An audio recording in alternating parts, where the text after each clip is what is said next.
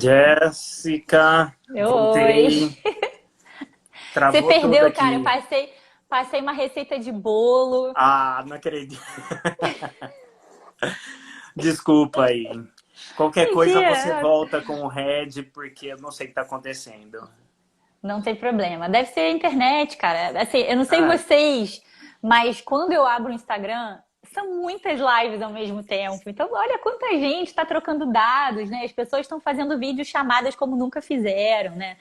Então, a gente está sim. realmente num momento que, enfim. Eu estava falando um pouquinho, então, do que seria essa questão do modelo biopsicossocial, onde a gente não fica com a ideia atrelada de que dor é lesão ou Sim. dor tem a ver com a estrutura. A gente parte para essa abordagem onde a gente leva em consideração os aspectos físicos, psicológicos e sociais, né? Então, quando a gente fala de dor multidimensional, é quando o sujeito tem dor e essa dor extrapola para dimensões além das físicas, né? Então, a gente fala da questão da cognição, a gente fala da emoção, a gente fala do contexto social. E isso fica muito, talvez, um pouco mais claro, didático de entender, trazendo isso para a realidade do fisioterapeuta, quando a gente é capaz de entender quais são os fatores, de fato, na essência, modificáveis e não modificáveis. Sim. Então, voltando lá no início do nosso papo, quem entrou às 3 da tarde, que a gente brincou do choro da criança, é isso agora, né? Então, nesse atual momento de pandemia, no momento em que eu for tratar de alguém, eu preciso e devo levar em conta o contexto social.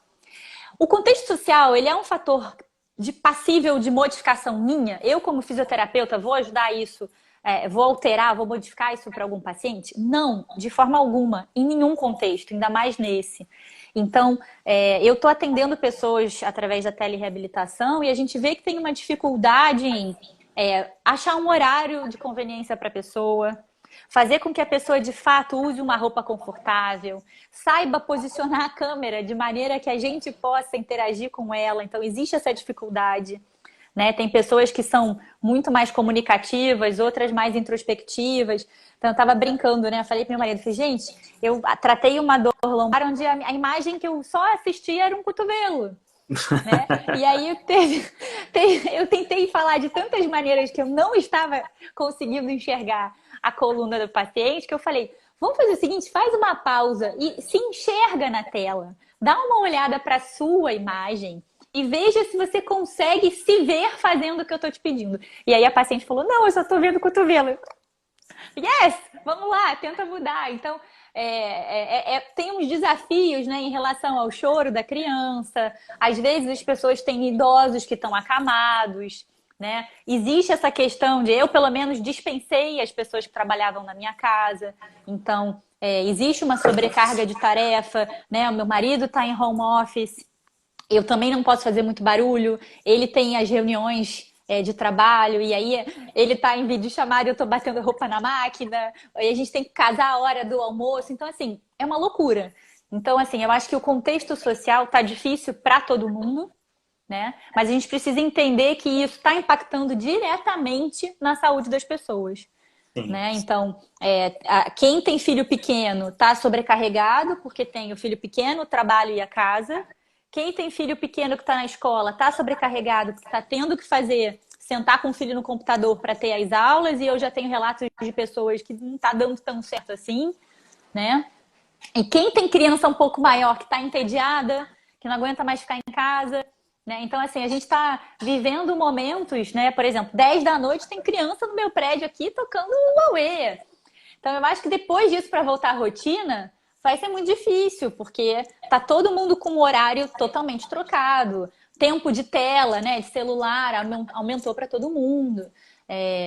Então, eu acho que a gente está vivendo um contexto em que a gente está vivendo um isolamento físico, tá? Eu não caracterizo como um isolamento social, porque nós estamos aqui batendo papo, tem 13 pessoas nos assistindo, já somos 15. Eu falo com os meus pais, com a minha irmã que mora na Inglaterra todo dia por videochamada e eles veem o meu filho.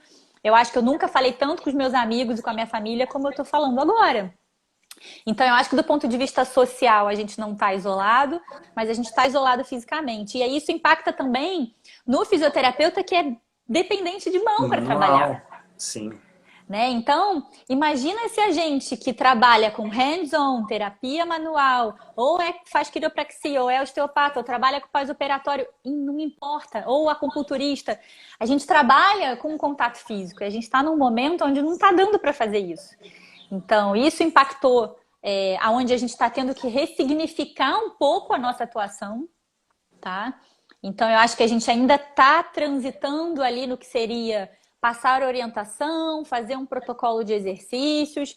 Eu me arrisco a dizer que a gente vira um pouco meio coach, no Sim, sentido de, de, sim. de estilo de vida, né? De tentar passar para as pessoas alguma possibilidade de se manter um pouco mais ativo em casa, tá? Mas, por exemplo, eu fiz a avaliação de uma paciente e de fato é muito difícil, né? Porque é difícil você abordar assuntos que até então são assuntos que a pessoa nunca foi convidada muito a falar ou a refletir pela primeira vez com alguém atrás de uma tela, né? É difícil você acolher o paciente pela primeira vez sem um abraço, sem um aperto de mão, num contexto em que ele está tão vulnerável com dor. É difícil você tratar das pessoas num momento em que elas estão com dor, mas elas também estão preocupadas com a redução do salário, ou outras que foram demitidas, ou algum outro parente está vivendo por isso. Então, quando a gente pensa nessa questão dessas dimensões, e aí a gente está pensando no que seriam os fatores que eu modifico e não modifico, o que eu não consigo modificar agora e sempre, talvez, é a questão do histórico familiar. Então, eu não vou mudar o histórico da família, né? Essa herança de pais e mães e avós. A gente não muda a carga genética. O que a gente tem e nasceu é nosso e vai acompanhar a gente para o resto da vida e as nossas predisposições a adoecer. E a gente não muda o contexto social. Então a gente tem que ter muita paciência, muita resiliência a aceitar isso, a entender que cada um tem a sua dificuldade, cada um vai ter esse contexto social muito particular nesse momento de pandemia. E aí a gente pensa que na outra contrapartida, os fatores modificáveis, então, seriam os fatores físicos, né? Então a gente pode tentar tornar o paciente um pouco mais flexível, ganhar mobilidade articular, ganhar força, ou ganhar relaxamento, enfim, ganhar mobilidade, ganhar função, tá? São os fatores cognitivos. Então, talvez hoje, né, o exemplo mais clássico, mais gritante na sociedade é essa questão da crença. Né? É Então, a gente exatamente está isso que eu vivendo. queria abordar com você, porque é exatamente isso. O paciente já chega a procurar o fisioterapeuta porque ele acredita que o tratamento vai ser baseado nas mãos, né? Ele quer esse toque. Uhum, E eu acho que uhum. vencer essa barreira da crença, tirar essa frustração de que ele não vai ter, neste momento, o tratamento manual, eu acho que é a primeira abordagem a ser feita durante os teleatendimentos. Mostrar para o paciente que é Sim. possível, sim, e que ele pode, mas que é dentro de um outro contexto. Eu acho que a partir deste momento, os fisioterapeutas que também não tinham essa visão para o hands-off, para aprender também um pouquinho sobre esse modelo biopsicossocial e como implementar ele dentro da prática clínica, começa a observar com outros olhos também. É, na verdade, eu acho que quem se coloca nessa situação de tentar pelo menos isso com o paciente, tem que ter muito jogo de cintura e tem que fazer isso de uma maneira muito sutil. Porque quando a gente confronta a crença de alguém, se você faz isso de uma maneira arrogante. Ih, travou. Travou aí? Não, eu te escuto normal. E você? Travou.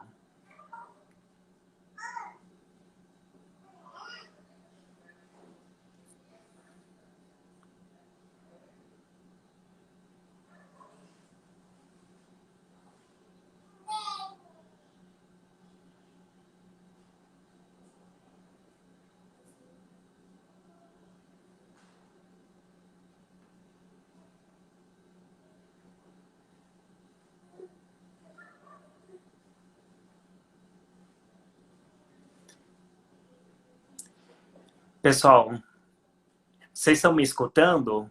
Ninguém tá escutando você.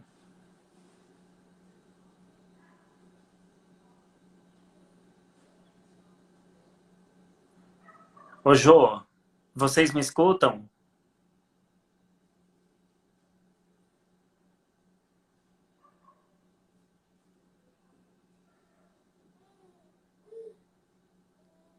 Valeu.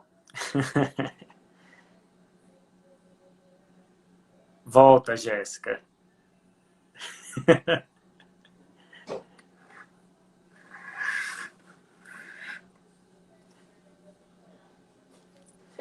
Valeu, Marcelo.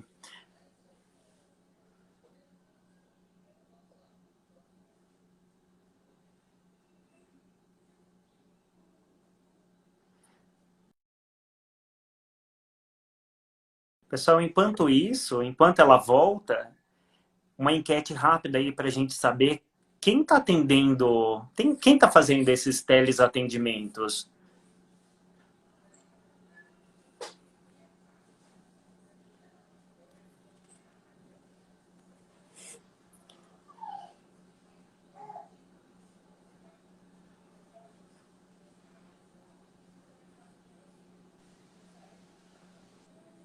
Aí, voltou. Voltou. Voltou? Tá me ouvindo? Voltou. Eu acho que Então, nós paramos. eu estava falando na Isso, crença, né? isso. Então, na verdade, o que eu estava dizendo é quem se propõe a atender as pessoas, né?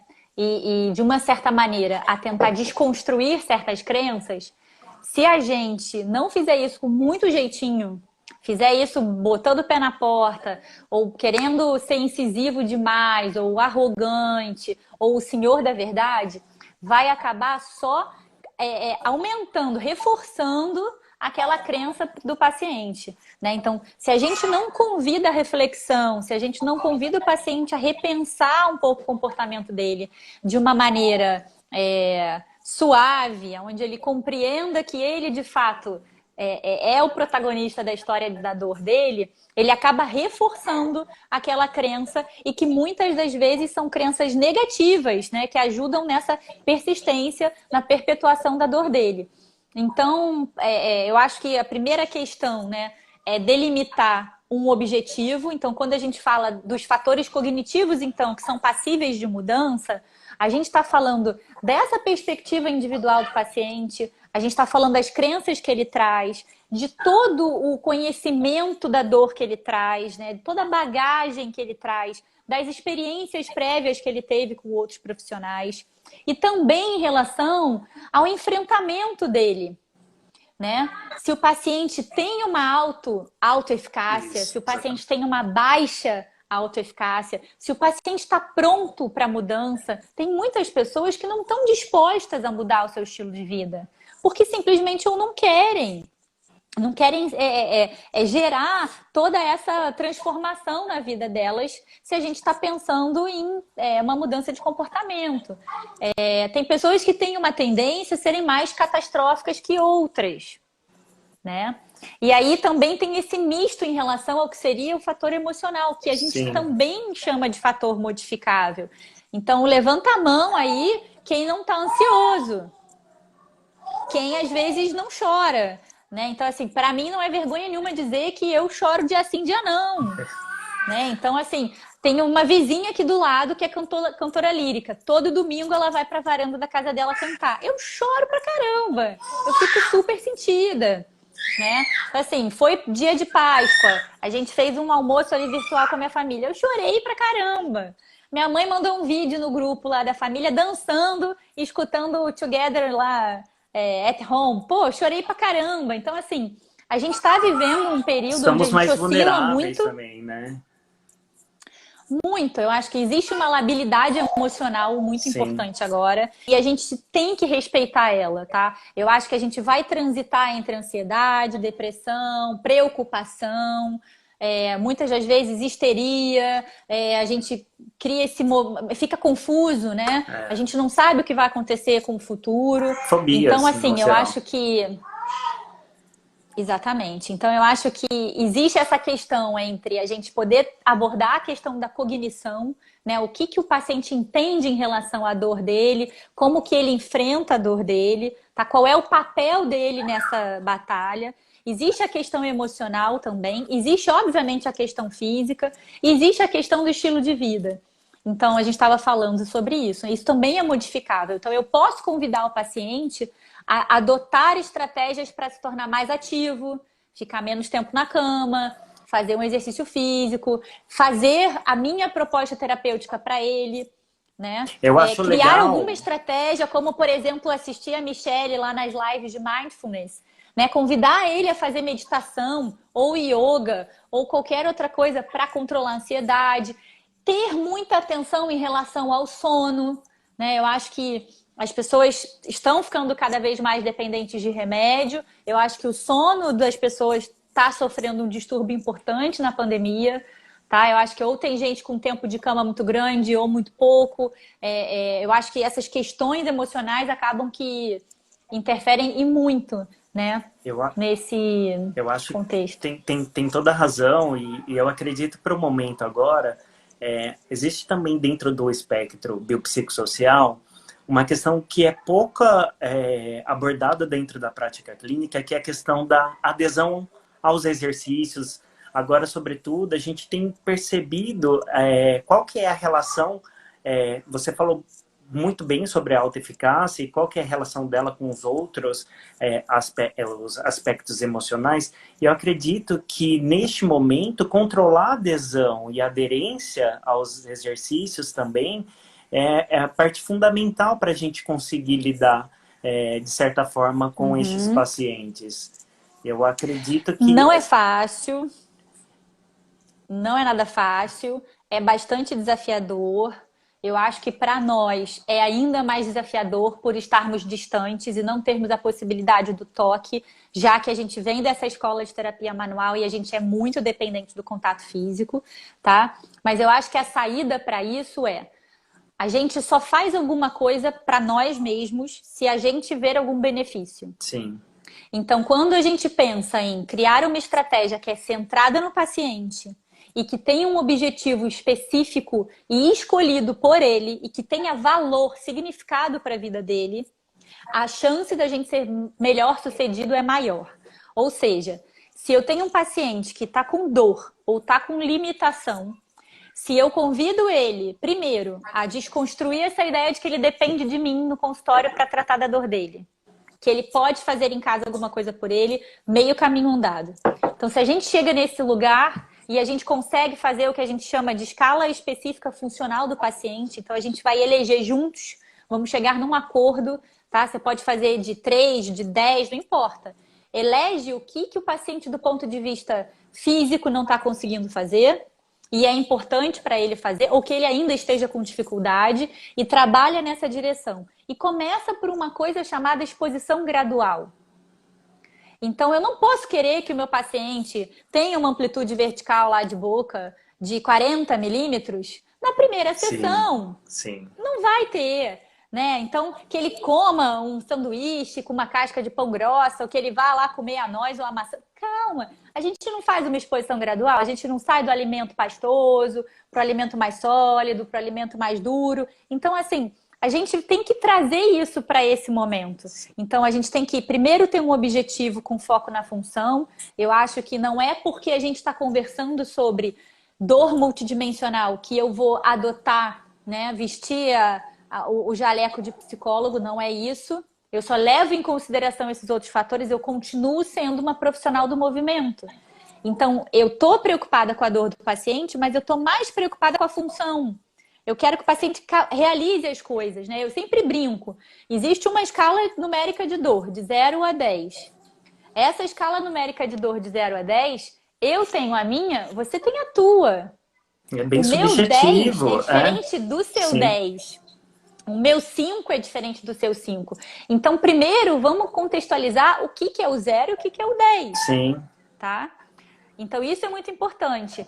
E outra, eu posso não chegar ao 0 de dor, Mas se eu chegar no 3 ou no 4, mas eu estiver conseguindo fazer aquilo que antes eu não conseguia, eu me sentir incapaz, que eu não estiver me sentindo limitada, putz, eu já ganhei, já valeu a pena. Já valeu a pena ter gastado aquela 1 hora atrás da tela, fazendo aqueles exercícios com aquela pessoa maluca que fica lá muitas vezes contando 1, 2, 3, né? Que nem um louco. Que a gente também não perde as nossas manias, né? É, Então eu acho que quando a gente é capaz de ter esse raciocínio, de traçar esse objetivo e de uma certa maneira fazer essa exposição gradual, ou seja, no que eu estou me predispondo a fazer com o paciente, que ele consiga experimentar isso em casa e não ter dor, não ter desconforto, eu acho que isso é um fator que aumenta a aderência ao tratamento. E acho que isso faz com que ele volte a ter uma nova sessão com você, ele vai te dar um feedback do que ele fez em casa, e eu acho que a troca começa a interagir, e aí sim fica enriquecedor esse trabalho, tanto para o paciente quanto para a gente, que de uma certa maneira tem que se reinventar de uma certa forma. e eu Né? acho legal essa abordagem e até chamar a atenção do pessoal que está assistindo em relação aos usos dos próprios questionários, porque agora é uma época em que nós devemos usar para quantificar isso. E o fato Uhum. de você ter falado em relação à escala numérica de dor, quando a gente usa a escala de percepção de melhora, você consegue acompanhar. Às vezes, seu paciente, ele relatou, sei lá, uma melhora 2 pontos na escala numérica de dor, mas na escala de percepção Uhum. global de memória, ele avançou muito mais. Então, às Sim. vezes, a intensidade da dor dele não está acompanhando a melhora. E, às vezes, a dor nem é o fator que está limitando tanto, assim. Talvez a função dele esteja relacionada a outros fatores que você não vai conseguir abordar se você não tiver essa visão também do modelo biopsicossocial. Por isso é extremamente É isso. importante. E é importante as pessoas entenderem que a dor é um instrumento do nosso cérebro muito valioso. Sim, Né? É o que protege a gente, é o nosso sinal de alerta. Então, é bom a gente poder perceber a dor. A questão é como a gente lida com ela. Né? Então, exatamente. eu vivi, por exemplo, há pouco tempo, uma situação muito interessante. Eu tive um parto normal, onde eu recebi analgesia, cheguei no meu limite, tive uma dor pós-operatória absurda, tá? E assim, a minha médica não aceitou isso. Ela achava que por eu ser profissional de saúde e por ser trabalhar com dor, que eu ia ter talvez um outro pensamento sobre isso. Só que não! A dor é muito pessoal, ela é muito individual, ela faz parte de um contexto. Né? Então, poxa, minha irmã mora na Inglaterra, ficou um mês aqui. Só de eu pensar na possibilidade da minha irmã voltar, eu começava a chorar. E aí, ai, ela tá com depressão pós-parto. Então, eu acho que existe essa dificuldade das pessoas lidarem com essa palavrinha dor, né? E Exatamente. também existe a dificuldade do fisioterapeuta de não conseguir escutar isso e, de uma certa maneira, direcionar esse caminho para a incapacidade, né? Então, é isso que você falou. Eu acho que quando a gente pensa também em fazer os questionários, eu acho extremamente interessante, antes da gente começar o tratamento, a gente perguntar sobre a expectativa do paciente. Sim, sim. O que ele Né? Então, espera, perguntar assim, né? o Com que você aquele pensa, o que teleatendimento. vocês... Travou?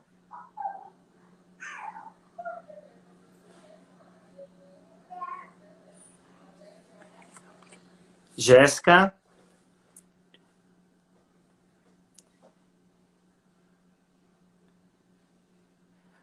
Pessoal? Todo mundo escutando?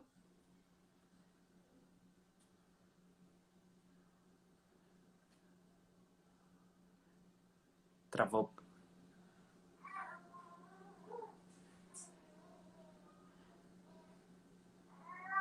Quem tá sem som? Jéssica?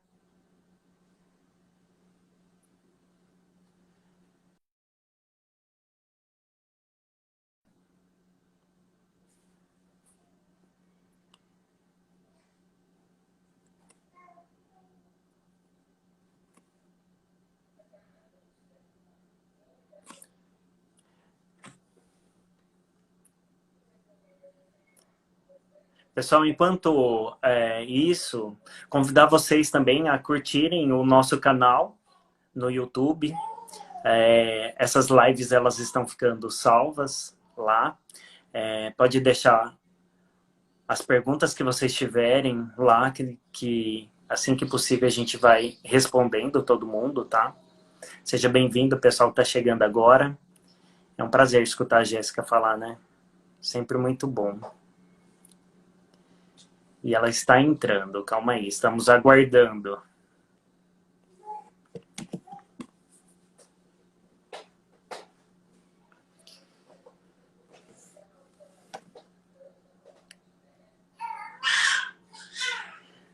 Jo, ela tá no quarto fazendo uma folia, você não tem noção. E é hora do cochilo e ela acordou agora porque ela quer participar da live.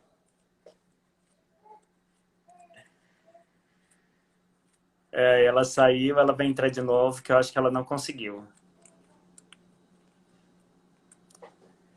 Sim. Vamos lá. Aceitar. Quanto em valor? Ô Mari, Redneck Group. Gente, mil perdões. Eu já fui pro 4G, já voltei pro Wi-Fi, enfim, perdão. Não sei o que é. Acho que é sobrecarga, né? Mesmo. Ô, Jéssica, e a gente estava finalizando, você estava falando em relação às frustrações e a expectativa, né, do paciente em relação do porque eu acho que teleconsulta. as pessoas, na verdade, não têm essa prática rotineira no ambiente já ambulatorial, né? De perguntarem qual é a sua expectativa, né? O que você espera de melhora, o que você espera que aconteça aqui agora. Então, eu acho que no momento em que a gente pergunta para o paciente qual é a expectativa dele, de uma certa maneira isso baliza a tua conduta. Você até sabe qual caminho você vai, de repente, traçar para alcançar um pouquinho essa expectativa. E pensando sobre isso, é muito legal quando a gente consegue violar essa expectativa. Exatamente, né? Então, exatamente. É muito interessante. E é um desafio também, né? É um desafio. E a gente vem de uma escola, tradicionalmente, onde a fisioterapia era uma coisa muito técnica, muito dependente, né, dos aparelhos, digamos assim, né? E no meu mestrado eu me confrontei várias vezes com pessoas que falavam: poxa, eu cheguei aqui, imaginei que eu ia fazer TENS, ultrassom, e de repente você me escuta e me trata durante 1 hora. Eu nunca fiquei 1 hora com um fisioterapeuta na vida. Então, quando a gente consegue fazer essa violação de expectativa, é muito legal. Então, perguntar a expectativa do paciente antes do tratamento é muito interessante, porque eu acho que ajuda muito nesse contexto, né? E aí, quando a gente estava falando, voltando lá nos fatores, só para eu terminar, os fatores modificáveis, né, onde a gente passou pelos físicos, o cognitivo, o emocional, existe a questão do estilo de vida. Então, quando a gente começa a falar que para a gente ter um estado geral de saúde, a gente precisa ser um pouco mais ativo, a gente precisa dormir um pouco melhor, a gente precisa se alimentar melhor. E isso precisa ficar muito claro para o paciente, né? Então, cai no nosso colo essa responsabilidade de pegar a dor do paciente, botar no bolso, levar para casa e dar descarga. Quando, na verdade, tem todo um contexto que precisa acontecer para essa perpetuação de dor acabar, né? Então, as pessoas precisam entender esse conceito de dor, né? E aí é interessante ver na pandemia, que eu fico brincando aqui com meu marido, caramba, todo dia que eu ligo o Globo News, eu vejo que não existe grupo de risco. Todos nós estamos grupos de risco. Exatamente. Eu tenho a mesma visão, assim, a mesma... Mas se a gente acaba se debruçando no que a gente tem hoje na literatura, a gente começa a ver que os indivíduos acima do seu peso ponderal, corporal, né, são indivíduos que estão mais propensos a sofrer inflamação ou síndromes respiratórias agudas. E aí a gente sabe que a pessoa que não dorme bem, ela é uma pessoa com mais tendência a processos inflamatórios. Então, Aham. faz parte dessa abordagem a gente transitar um pouquinho sobre isso, né? Então, gasta 5 minutinhos da tua consulta e pergunta para essa pessoa como é que está seu sono, se o seu intestino está funcionando, como é que está a sua alimentação, como é que está a prática de exercício físico, porque isso tudo contribui para um estado geral de saúde, né? É. E eu até me lembrei agora do modelo do Fear Avoidance, que fala muito bem dessa relação da cascata de consequências negativas, né, que é atribuída, Uhum. baseado tudo Sim. na experiência que o paciente tem em relação à dor, né? E aí vai projetando e vai virando aquele ciclo vicioso em que uma coisa faz parte da outra e começa a só aumentar. E eu acho que a Jéssica caiu de novo. Voltou? Jéssica, me escuta? Acho que você tá sem som de novo. Eu não te escuto também. Feedback, pessoal. Quem vocês estão escutando aí?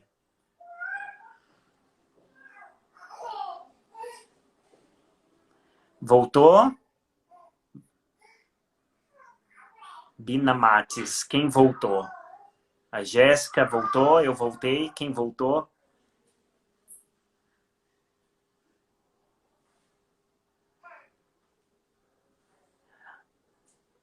Tá, ok. Legal, legal.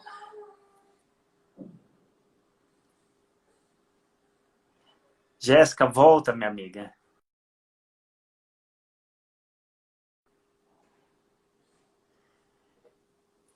Pessoal, as dificuldades, né? Das lives, esse monte de live acontecendo ao mesmo tempo e da internet que tá ruim para todo mundo.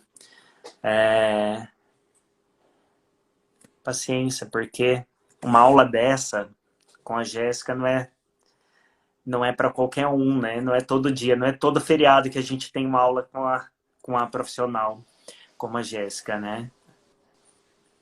Voltou, voltou. Voltei. É isso aí. Ô, Jéssica, vamos fazer uma abordagem, então, agora da dor multidimensional, dos aspectos biopsicossociais, para a nossa área, para os pacientes de pescoço e cabeça, e Uhum. agora, né, nessa fase de pandemia. Eu acho que o que está pegando mais agora, né? Porque o que, que a gente está em dois momentos, tá? Eu classifico isso como em dois momentos. Porque o que aconteceu? A gente tinha o nosso trabalho habitual antes da pandemia, e aí veio a questão, né? A necessidade da gente ter o isolamento. Então, eu completei um mês de isolamento no dia 16 de março, tá? E aí o que eu vejo é que hoje eu já estou numa outra situação em relação aos pacientes. Por quê? No momento imediato de isolamento, é como se todo mundo que eu conhecesse que tivesse dor tivesse ficado curado, Sim. né?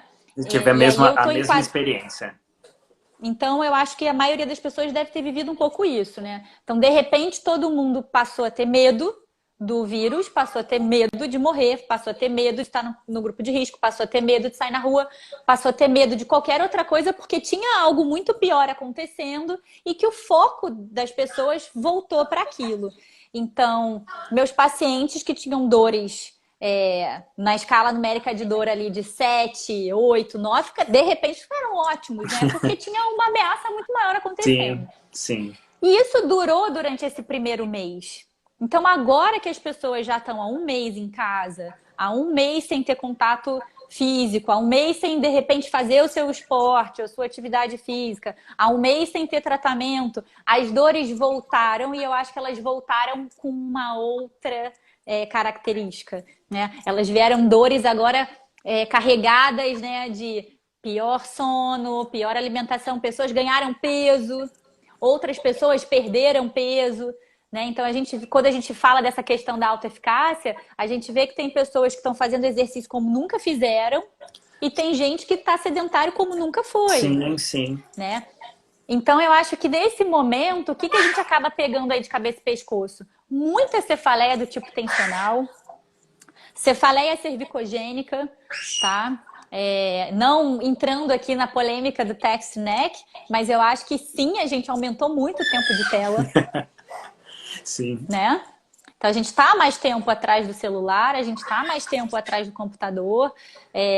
Eu vejo essa dificuldade das pessoas que estão fazendo home office de fazerem as pausas, né? Eu tive esse embate aqui com meu marido outro dia. Eu falei, pô, peraí. Se você estivesse trabalhando no escritório, você ia ter a sua hora de deslocamento até o escritório, você ia ter para ir, para voltar, para sair para almoçar, para voltar, para ir no fórum, enfim. Então, computa isso no seu dia e tenta fazer um pouco mais de pausa. Porque a pessoa acaba ficando sentada o dia inteiro, né, atrás do computador ou atrás do celular, numa demanda de trabalho eterna. Eu acho que a tendência agora, com essa questão econômica pegando, os trabalhos vão diminuir também, né, porque empresas estão fechadas, a indústria está fechada, então a roda começa a girar de uma outra maneira. Eu acho que está impactando para todos os profissionais, não só para a gente, é porque o nosso calo aperta mais no nosso sapato, Sim. né?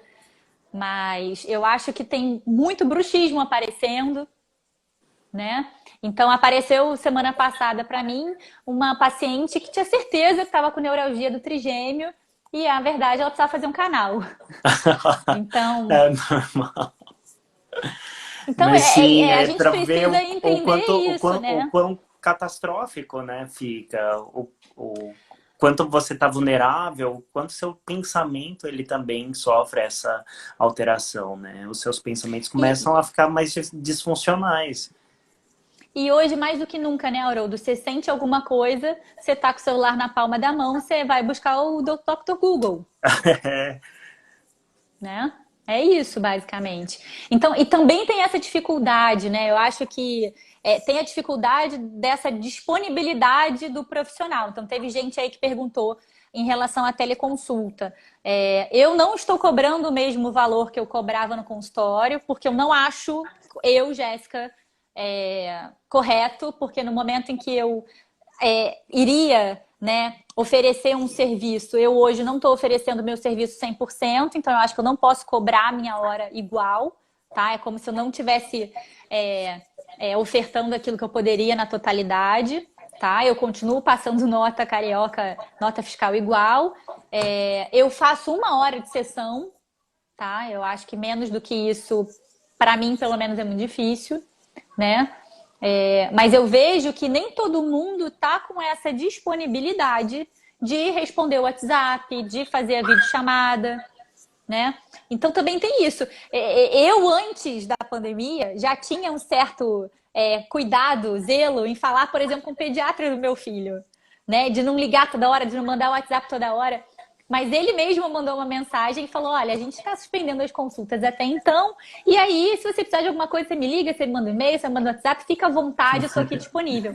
Então, eu acho que a gente também tem que perceber o quão disponível a gente está, Sim, né? sim. E começar a ter esse radar um pouco mais aberto para começar a pegar as pessoas que estão tendo manifestações físicas desse processo psicológico, emocional e social que a gente está vivendo. Então, eu acho que as pessoas vão ter apertamento, vão ter bruxismo, vão desgastar os seus dentes, vão precisar voltar no dentista mais rápido possível. Quem usa placa, né, mio-relaxante vai ter trilhas novas, vai ter muito desgaste por aí. A gente vai ter hipertrofia, excesso de contratividade muscular, novos pontos gatilhos vão aparecer, né? Então, eu acho que eu não sei te dizer quem vai vir primeiro, né? O ovo ou a galinha, né? Se vão ser as dores antigas que vão trazer dores novas ou se são as dores novas que vão fazer as dores antigas piorarem.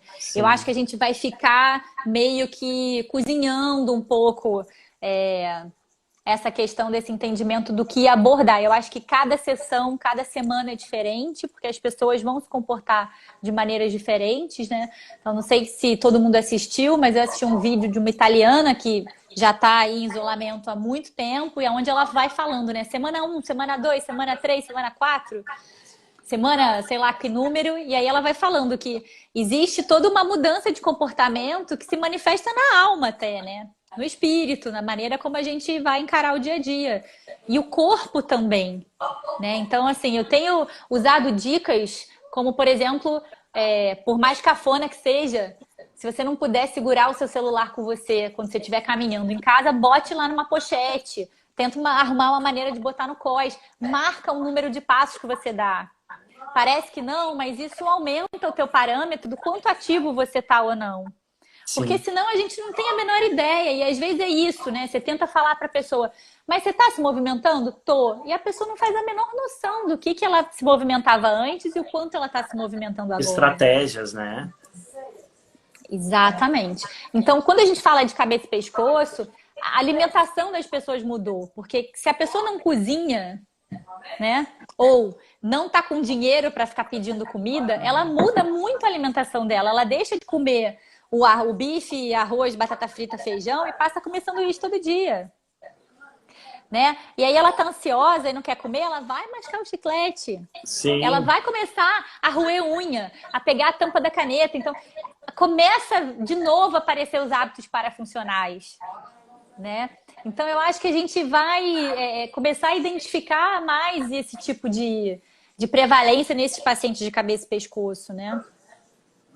Eu acredito e concordo também que eu tenho percebido, assim, eu observo dentro do ambiente familiar mesmo, assim. Eu, por exemplo, dificilmente eu tenho uma dor de cabeça. E nesses últimos dias eu tenho acordado com dor de cabeça. Por quê?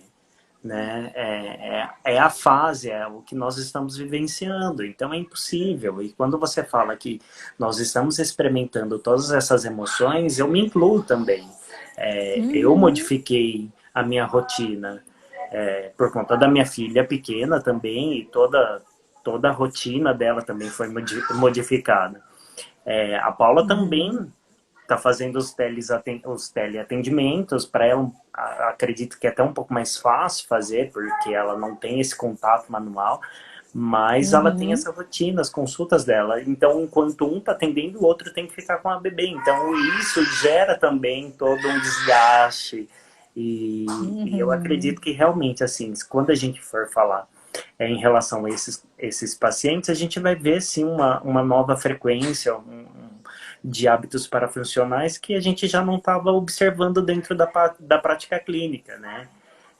Exatamente. E aí é muito interessante essa questão dos hábitos parafuncionais, porque, por exemplo, a gente sempre dá para o paciente essa ideia de não toca os dentes, desencosta, faz o repouso mandibular, isso vai te ajudar nessa dorzinha muscular chata no final do dia, né? Especialmente para os pacientes que têm dores musculares, né? E aí a gente fala, baixa o aplicativo, ele vai tocar, ele vai te lembrar. No momento em que a hipervigilância tá máxima. Então, quando você falou para mim que você não experimentava dor de cabeça, tá acordando com dor de cabeça, eu tenho certeza que em algum momento você pensou, será que eu peguei Covid?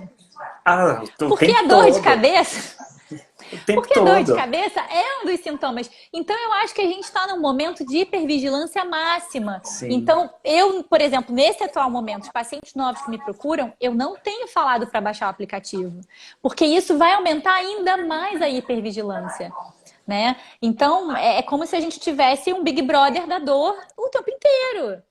A pessoa está em casa, só pensa na dor. Acorda, vai dormir, almoça, janta com a dor. Imagina, né? A possibilidade de se tornar uma pessoa hipervigilante, de toda hora ficar se tocando, e isso vai sensibilizando centralmente esse paciente, né? É isso mesmo. Vamos fazer uma conclusão, né? E já convidar Uhum. também o pessoal que tiver dúvida e quem quiser mandar uma pergunta, fique à vontade, tá? Uma Beleza. conclusão aí da dor Ih, travou de multidimensional, novo. né? Não, eu tô te ouvindo. Tá me ouvindo? Tá, beleza. Então, vamos tentar resumir o pacotão, né? A gente falou aqui muito de maneira superficial o que é tratar de dor num momento de pandemia, então eu acho que vale a pena, para quem não faz ou para quem já faz, ficar ainda mais atento às dimensões que a dor, né, engloba. Eu acho que não descartar esses fatores que a gente considera modificáveis, né? Que é a cognição, que é o fator emocional, psicológico, que é a questão do estilo de vida. a gente não tem poder nenhum de modificar, de alterar o contexto social das pessoas. A gente só pode ter empatia, ser solidário, entender. Então, todos os meus atendimentos eu falo, olha, você pode ouvir um bebê chorando, porque eu tenho um bebê de 4 meses que está agora com meu marido. Então, Durante a live você pode escutar um bebê chorando. Exato, né? Como durante lá o home office do meu marido, alguém vai ouvir uma máquina batendo roupa. Então, assim, mas nem todo mundo gosta. O então, bebê pode aparecer agora. Ai, fofa! Tá enorme, meu Deus do céu. Gigantesca. Que filha. Bonita você! Que linda essa Fala oi pro pessoal, fala pro pessoal curtir o nosso canal no YouTube. Fofa. Muito linda. Vem com a mamãe já!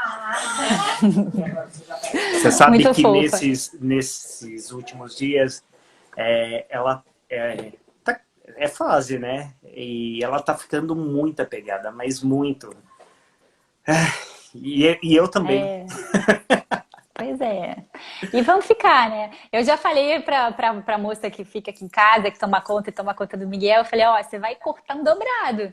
Porque é pai e mãe 24 horas por dia, né? Não tem jeito. Não, o tempo todo. E a senhorinha também que cuida dela também tá em casa, né? E a gente faz chamadas de vídeo. No começo, quando eu desligava, ela ficava chorando. Então... Agora, nesses últimos dias, ela fica feliz quando liga, mas quando desliga, ela olha pra gente e dá um sorriso. Então, é difícil. Enfim, eu acho que é um momento que ninguém se preparou, né? Emocionalmente, financeiramente, do ponto de vista profissional. Eu acho que é um convite para a gente repensar a atuação do fisioterapeuta. Eu acho que muita gente vai ressignificar em muito, né, a sua conduta. Nem todo mundo vai conseguir fazer a teleconsulta, nem todo mundo vai se adaptar, nem todo, né? Mas eu acho que é o futuro batendo na porta de uma certa maneira, né? Então, assim, hoje, por exemplo, na minha clínica, as instrutoras de Pilates continuam dando aula normalmente. A Sabina Matos estava aí agora seguindo a gente, está fazendo aula. Então, assim, é muito legal ver o quanto que os pacientes aderiram e o quanto que isso traz de benefício para a saúde deles, né? Então, acho que como promotores de saúde, independentemente do que a gente tenta tratar, eu acho que é isso, né? É o bem-estar, é trazer saúde da maneira que possa acontecer do que é permitido hoje em dia, né? É isso. É exatamente isso. Eu acho que não tem outra visão, acho que não tem outra expectativa em relação a essa fase. Eu acho que é nos moldarmos, ter a capacidade de aceitar as mudanças também e trazer de uma forma mais positiva, né, para este momento, o que a gente pode fazer e o que a gente não pode também. Essa questão de aceitar também que algumas coisas não é permitido e não tem como fazer, né? Pessoal, se vocês tiverem pergunta, aproveita, não é todo dia que a Jéssica está disponível para responder perguntas. Eu tenho um monte, mas vou deixar para mandar depois. Isso é verdade. Tem muita coisa interessante. Se vocês me permitem fazer aqui esse jabá, esse merchan, eu acho que vai ser lançado em breve, né, o curso de abordagem multidimensional biopsicossocial que o Nemesia dá. Então, a gente vai divulgar. Sigam a página do Desligador. Então, a gente vai divulgar lá no Desligador o curso, que hoje é presencial, hoje tem atendimento de paciente, mas a gente vai transformar isso, né, para um curso online. E eu acho super interessante porque vai possibilitar muito a divulgação, né, a propagação de informação. Então, hashtag aqui, eu sou a favor do EAD, tá? Muita gente antes da pandemia condenava e hoje está sobrevivendo, está pagando conta com EAD. né? Para a gente ver como que os paradigmas mudam, né? Então, as pessoas estavam levantando a bandeira contra o ensino à distância e hoje muita gente está sobrevivendo dele. Então, eu acho que a gente precisa, sim, fazer uma crítica em relação ao sistema educacional, à nossa prática profissional. Eu acho que os conselhos vão ter que, de uma certa maneira, repensar de que maneira a gente vai se munir, né? O que a gente vai ter de proteção também em relação ao que o paciente tem direito de se sentir, às vezes, violado, né, ou invadido, e como é que essas consultas vão acontecer daqui para frente, né? Como é que a gente guarda todos esses dados, essas imagens, essas informações, como é que a gente faz um novo prontuário, né, basicamente. Então, eu acho que a gente está passando por esse momento de ressignificar um pouco. E essa coisa do hands-on, né? A gente vai ter que se transformar em outro terapeuta. A gente vai ter que aprender a avaliar de uma outra maneira, a traçar conduta de uma outra maneira. Mas eu acho que hoje, mais do que nunca, o modelo biopsicossocial é o que vai valer. Eu acho que entender que a dor é multidimensional é importante. Entender que a gente tem um papel vital em promover saúde e que mesmo à distância a gente pode sim melhorar a dor e a incapacidade dessas pessoas. Parabéns. Sorte a minha estar aqui para poder te ouvir. Imagina. Adoraria ter feito isso tomando um café pessoalmente, né? Também, confesso. Nós vamos ter essa oportunidade. Parabéns, Jéssica. Quero agradecer em nome do Red a sua disponibilidade. Eu sei que não é fácil para a gente conseguir conciliar esses horários. E para a pessoa, né? Para a sua pessoa, que pelo seu esforço e tudo que você tem colhido agora, graças a tudo que você tem feito, e assim, sem sombra de dúvida, é muito merecido. Muito obrado mesmo. Imagina, eu queria agradecer a todas as pessoas que seguiram de feriado. Agora eu vou curtir o meu pequenininho. Obrigada. Meu secador agradece, minha roupa de trabalho, kit de maquiagem que estavam ali há um mês guardados. Hoje eu botei para jogo. Uma sugestão. Legal. Boa sugestão. Eu acho muito legal. Se vocês tiverem outras sugestões, mandem pra gente por direct. Eu acho que a gente pode abordar esses assuntos sim. De repente até chamar convidados, né? Eu acho que é legal. E outra, posso só falar a última coisa? Pode, deve. Se você que tá aí me ouvindo, tá vivendo o mesmo drama que eu, não se desespere. Eu abro meu Instagram, eu vejo a quantidade de live que tá rolando, eu vejo a quantidade de curso online que tá rolando, eu vejo a quantidade de discussão que tá acontecendo e eu não consigo seguir absolutamente nada. A minha rotina hoje corresponde a Miguel e casa. Então, eu não estou mais ansiosa, que eu não estou dando conta de fazer congresso online, de assistir todas as lives. Então, isso vai passar. Essas coisas vão ficar numa grande nuvem em algum outro momento da humanidade a gente vai conseguir acessar. Então, controle a ansiedade e curtam esse momento da melhor maneira Obrigado possível. por esse desabafo, porque assim, eu compartilho. Eu abro, eu vejo a galera fazendo atividade física, eu vejo o pessoal participando de live, eu vejo o pessoal participando dos congressos online, eu vejo o pessoal lendo 500 livros por dia. Netflix, gente. As pessoas estão fazendo maratonas. Não consegui. Também não. Também não, e tudo bem, né? Tudo bem. Tudo bem. É isso. É o que a Michelle fala e repete. Né, quando ela fala do mindfulness super bem como ela fala e faz. A gente tem que ter atenção hoje, no presente, que é a única coisa que a gente pode controlar e de fato viver. Então, o que era antes da pandemia já ficou para trás, o que vem depois a gente não sabe, mas a gente só pode ter controle no hoje. E hoje eu não vou fazer maratona de Netflix, eu não vou acompanhar todos os congressos e lives, e tudo bem. Mas o tempo que eu tô tendo com meu filho, por exemplo, não vai voltar e vai ser único. Exatamente. Né? Eu só penso nisso. Exatamente. Então, cada um no seu contexto. Eu acho que tem coisas positivas e coisas negativas e é legal a gente identificar, né? Exatamente. Parabéns. Obrigado. Obrigado mais uma vez. Obrigado pela paciência também. Desculpa a internet. Bom restinho de feriado. Um beijo para todo mundo. Tchau, pessoal. Obrigado. Sexta-feira tem próxima live e a gente vai divulgar. Então fique aí atentos, né, no nosso IG. E dúvidas, encaminhe no direct, que a gente, assim que possível, responde para todo mundo. Obrigado. E Até sigam o a próximo. gente no YouTube. Isso. Curte lá a página. A página não, né? O canal. Curte lá. Canal. Tchau, tchau, pessoal. Tchau, Haroldo. Obrigado. Beijo. Tchau, tchau.